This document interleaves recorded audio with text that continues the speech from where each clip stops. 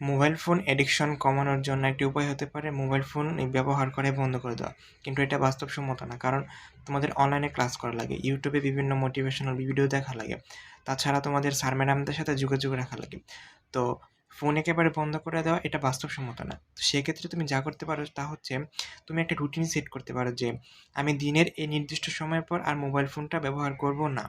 তাছাড়া তুমি তোমার যে সোশ্যাল মিডিয়াগুলো ব্যবহার করো সেগুলো নোটিফিকেশন তুমি অফ করে রাখো।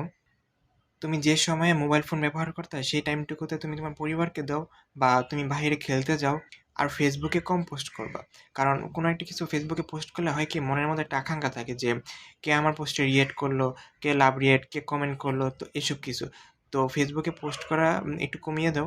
কারণ এগুলো এমনভাবে সেট করা যে এটা একটার পর একটা আসতে থাকে। তো এগুলোর ব্যবহার যদি তুমি আস্তে আস্তে কমিয়ে দিতে পারো তাহলে দেখবে তোমার ফোন অ্যাডিকশনটা কমে যাচ্ছে আর কি। তো এই ছিল ছোটখাটো একটা গাইডলাইন যে তুমি কিভাবে তোমার ফোন অ্যাডিকশনটা কমাতে পারো।